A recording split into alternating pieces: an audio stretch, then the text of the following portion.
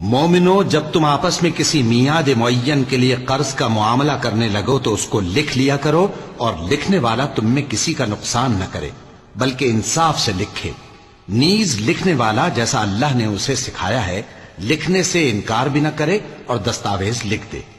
اور جو شخص قرض لے وہی دستاویز کا مضمون بول کر لکھوائے، اور اللہ سے کہ اس کا مالک ہے خوف کرے، اور زر قرض میں سے کچھ کم نہ لکھوائے۔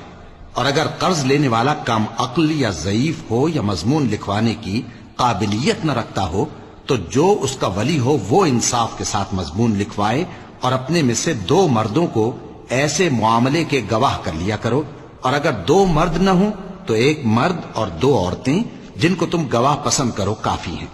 کہ اگر ان میں سے ایک بھول جائے گی تو دوسری اسے یاد دلا دے گی۔ اور جب گواہ گواہی کے لیے طلب کیے جائیں تو انکار نہ کریں، اور قرض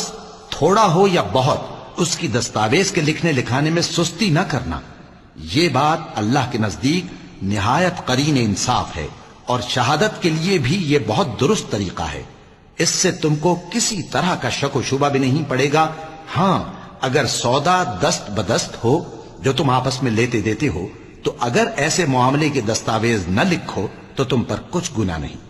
اور جب خرید و فروخت کیا کرو، مثلا زمین جائیداد کی، تو بھی گواہ کر لیا کرو، اور کاتب دستاویز اور گواہ معاملہ کرنے والوں کا کسی طرح کا نقصان نہ کریں۔ اگر تم لوگ ایسا کرو تو یہ تمہارے لیے گناہ کی بات ہے، اور اللہ سے ڈرو اور دیکھو کہ وہ تم کو کیسی مفید باتیں سکھاتا ہے، اور اللہ ہر چیز سے واقف ہے۔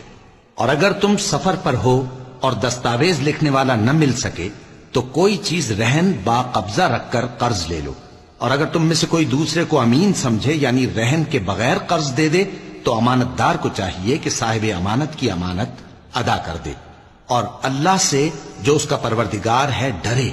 اور دیکھنا شہادت کو مت چھپانا، جو اس کو چھپائے گا وہ دل کا گناہگار ہوگا، اور اللہ تمہارے سب کاموں سے واقف ہے۔